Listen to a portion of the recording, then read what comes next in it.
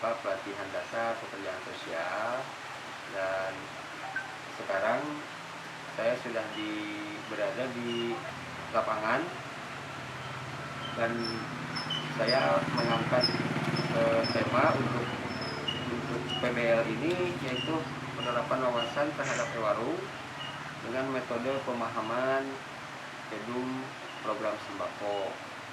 Nah, kebetulan saya sudah berada di lokasi bersama pemilik dari agen ewarung ini, yaitu Ibu Ira, dan kebetulan hadir juga di sini salah satu KPM yang mendapatkan program sembako tahun ini. Assalamualaikum warahmatullahi wabarakatuh. Nama saya Ira Kusmira. Saya agen dari Desa Cisadak, Kecamatan Ciamis.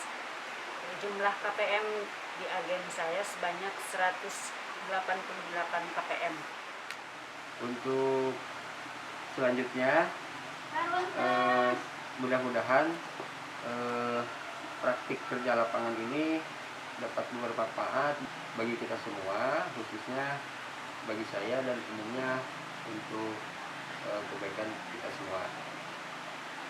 Kita langsung aja kepada Ibu Ira ya. Ibu Ira, ini Ibu berdirinya warung ini dari tahun berapa, Bu? Dari tahun 1918. 2018. Oh, 2018 ya. Atas nama Ibu sendiri ya? Iya. Ibu Ira. Nah, Ibu barangkali sudah baca atau tahu pedum program sembako? Kalau baca mungkin belum keseluruhan, Ya. dari sosialisasi TKSK. Oh ya, sering TKSK sosialisasi juga. Nah, kebetulan saya juga, Bu, peserta dari pelatihan dasar kerja sosial akan mencoba memberikan pemahaman kembali kepada Ibu. Mungkin Ibu juga udah tahu ya gitu, berkaitan dengan apa isi dari pedum ini gitu ya. Isi dari pedum ini khususnya untuk agen ewarung gitu ya, Bu. Di dalam pedum, Bu, ada persyaratan ataupun persiapan yang harus ditempuh untuk menjadi ewarung ya.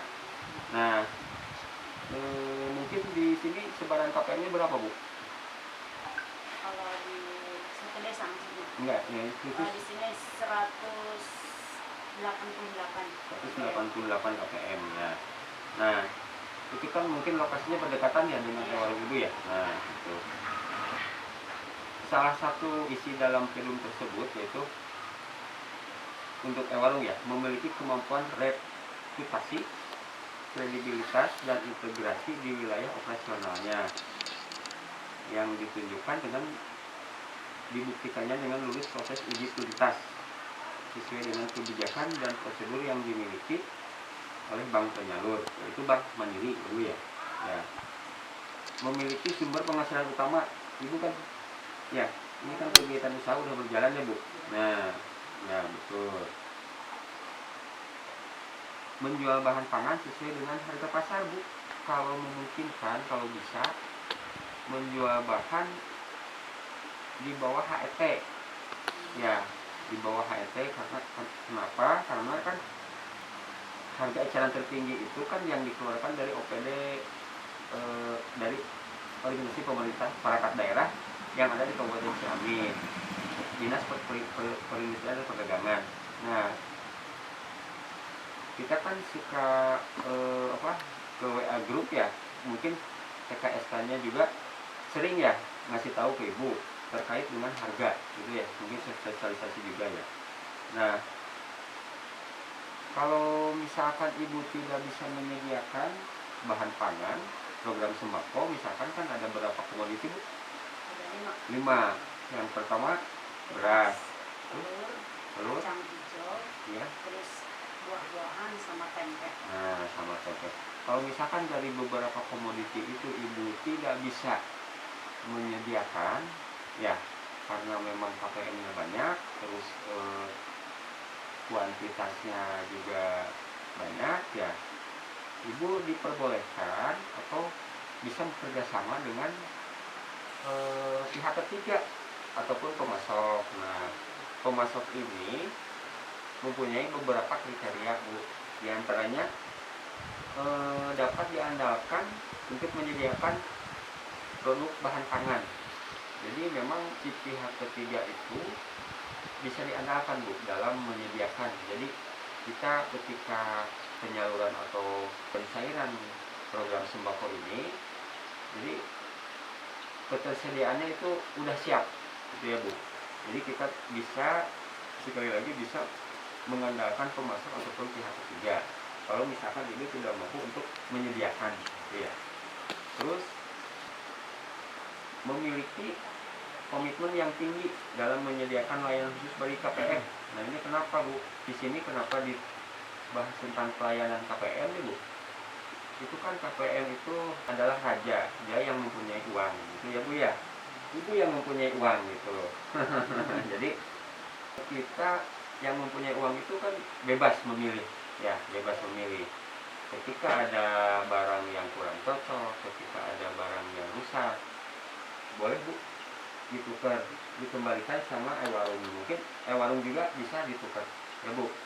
Bu Ira bisa menukarkan kembali barang tersebut dengan kualitas yang lebih baik dan layak konsumsi. Selanjutnya, kalau misalkan memang tadi soal pihak ketiga, ya, Bu, kalau misalkan memang itu kerjasama dengan pihak ketiga, ibu bebas memilih, Bu. Ya, ibu bebas memilih siapa aja pihak ketiganya, ya, untuk menentukan komoditi berikut harga untuk melayani semua KPM, gitu, Bu.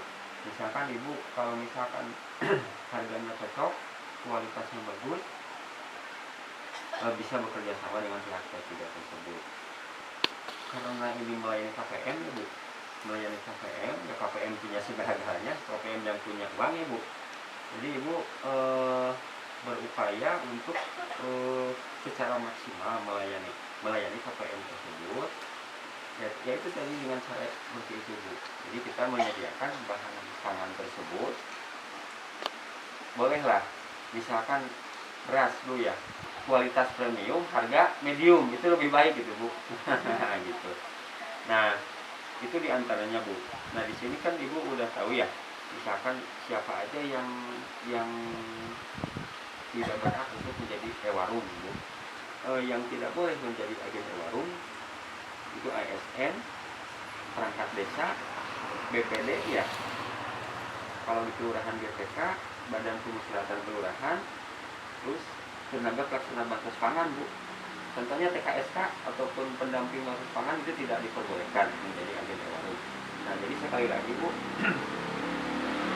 untuk memaksimalkan pelayanan terhadap KPM, ya, Bu, ada beberapa hal yang harus kita perhatikan, yaitu yang tadi saya sebutkan ke Ibu. Jadi memang KPM itu yang harus kita yang harus kita gitu, ya, Bu. Yang harus kita soalnya kan KPM itu kan yang punya uang, gitu, dia bebas memilih. Nah, untuk KPM juga, ya, Bu, untuk KPM mungkin begini, Bu, kalau misalkan ada barang ataupun komoditi yang kurang baik, ya, Bu, komoditi yang kurang baik, sebaiknya dikembalikan ke agen e-warung. Nanti agen e-warung juga akan mengembalikan ke pemasok ataupun menggantinya, gitu, ya, Bu, menggantinya dengan kualitas yang lebih baik. Nah, ibu bebas belanja, Bu, ya. Misalkan kebutuhan ibu anak cuma 2, misalkan suami 1, gitu kan, berempat, kita membeli komoditi beras itu sesuai kebutuhan, Bu. Jadi di sini ada istilah belanja bijak, ya, Bu. Jadi kita nggak usah misalkan beli beras udah ditentukan sama warung, ya, ataupun sama supplier. Itu tidak seperti itu, ya, Bu. Kita sesuai kebutuhan kita aja, gitu. Nah, mungkin itu saja yang dapat kami sampaikan, ya, Bu. Mudah-mudahan ini kan ibu termotivasi untuk melaksanakan program kegiatan ini, untuk mensukseskan program kegiatan ini dengan baik. gitu. Mungkin itu saja Bu yang dapat saya sampaikan. Mudah-mudahan ibu juga bisa memahaminya, ibu juga bisa menambah wawasan terkait dengan isi daripada payung ini gitu. Mungkin itu aja Bu yang dapat saya sampaikan. Kurang lebihnya mohon maaf. Sekali lagi terima kasih atas waktunya. Assalamualaikum warahmatullahi wabarakatuh.